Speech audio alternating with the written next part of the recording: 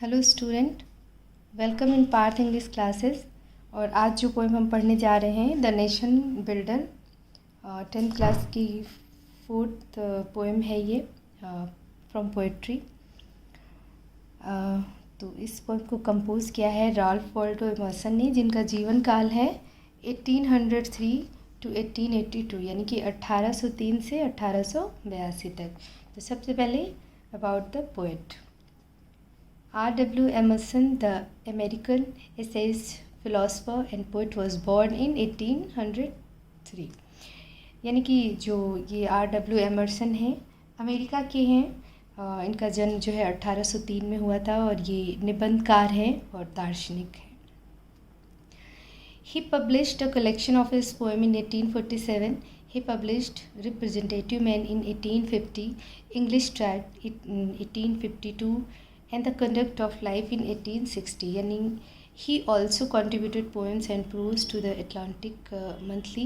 He died in 1882। यानी कि इन्होंने अपनी कविताओं का संग्रह जो है वो पब्लिश्ड किया, ठीक है, 1847 में, और डिफरेंट डेट में, यानी कि 1850 में रिप्रेजेंटेटिव मैन, 1852 में इंग्लिश ट्रेड। तो इस तरीके से इन्होंने डिफरेंट ईयर में अपनी सारी पोएम्स को पब्लिश्ड किया। और इन्होंने उनका contribution poems and prose to किसके लिए, एटलांटिक मंथली के लिए भी, उसमें भी इन्होंने इनका कंट्रीब्यूशन था।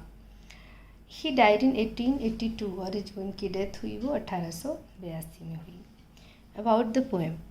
The poem has only 2 short stanza, यानी कि जो पोएम है उसके 2 स्टेंजा हैं।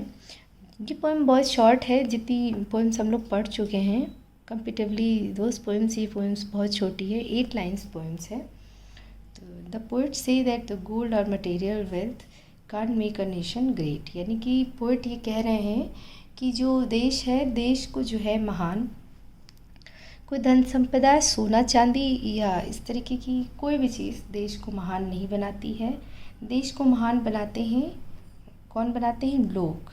देश को जो लोग बनाते हैं, इंसान बनाता है। कैसे इंसान बनाते हैं?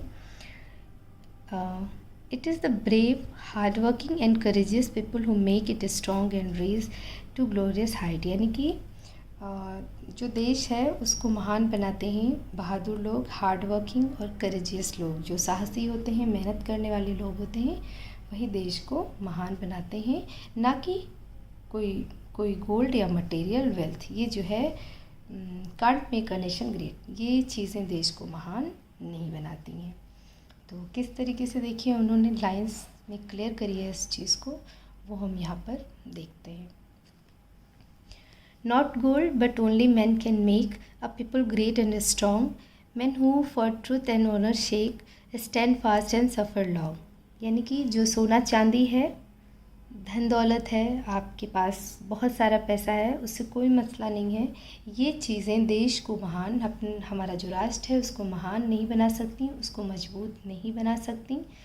But only man can make, सिर्फ आदमी ही, जो लोग हैं, वो देश को महान बना सकते हैं, उसको मजबूत बना सकते हैं, महान बना सकते हैं देश को। और किस तरीके के लोग महान बना सकते हैं? मैन हु, मतलब वो आदमी जो for truth and honour shake, यानी कि सच के लिए, ऑनर शेक सम्मान के लिए, ठीक है। स्टैंड फास्ट, यानी कि खड़ा रहता है दृढ़ता के साथ। स्टैंड फास्ट होता है एक फर्म डिसीजन के साथ, ठीक है, कि कोई भी मुश्किल, कोई भी डिफ़िकल्टीज़ हो तो वो फेस करेगा।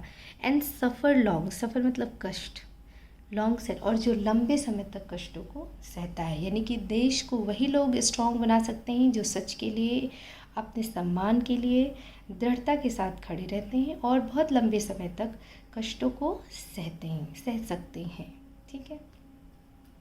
Brave man who work while other sleep, who dare while other fly, they build a nation's pillar deep and lift them to the sky। यानी कि ब्रेव मैन, जो बहादुर लोग होते हैं, उस वक्त वो काम करते हैं जब दूसरे जो कायर होते हैं वो भाग जाते हैं। जब मैदान छोड़ करके कायर पुरुष भाग जाते हैं तो उस वक्त में कौन संभालता है? जो मोर्चे को संभालने वाले आते हैं वो कौन होते हैं? वो ब्रेव लोग होते हैं जो संभालते हैं चीज़ों को, मुश्किलों से लड़ते हैं। हु डेयर, और उस वक्त में यही ब्रेव मैन साहस दिखाते हैं जब दूसरे भाग जाते हैं। यानी कि ब्रेव मैन उस वक्त काम करते हैं जब दूसरे सो रहते हैं, कायर लोग भाग जाते हैं, चुपचाप सो जाते हैं। एंड हु डेयर, और उसी वक्त ये ब्रेव मैन साहस दिखाते हैं जिस वक्त दूसरे मैदान छोड़कर भाग जाते हैं। यानी कि कोई डिफ़िकल्टी देखी और मैदान छोड़कर भाग गए कि नहीं, हम आई कांट फेस, हम उसको फेस नहीं कर सकते, तो इस वक्त में यही लोग साहस दिखाते हैं।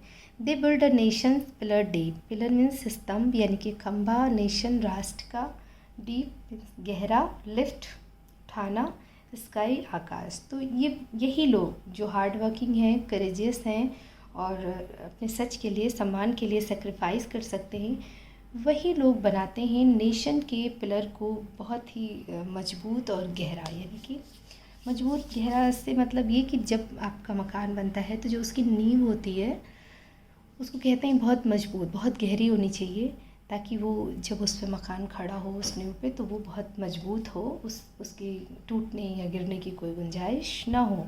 तो उसी तरीके से ये लोग, जब इस तरीके के लोग देश की रक्षा के लिए खड़े रहेंगे, उसको प्रोटेक्ट कर रहे होंगे, तो ऑब्वियस है कि उसका जो स्तंभ होगा, जो देश होगा, जो उसकी शक्ति होगी, स्ट्रेंथ होगी, वो बहुत मजबूत होगी, बहुत ही गहरी होगी। सेंस ये है, ठीक है। यानी कि देश के जो स्तंभ हैं वो बहुत ही गहरे और मजबूत होंगे।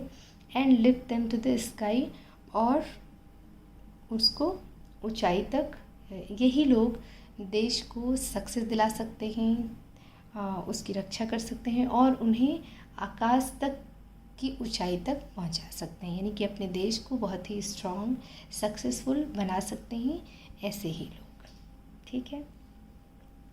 तो ये आपकी 8 लाइन्स की पोएम्स, होप कि ये लाइन्स आपको क्लियर होंगी। 8 लाइन्स पोएम है, बहुत ही शॉर्ट पोएम है, कोई परेशानी नहीं होनी चाहिए। And still if have any issue then confirm by message, okay.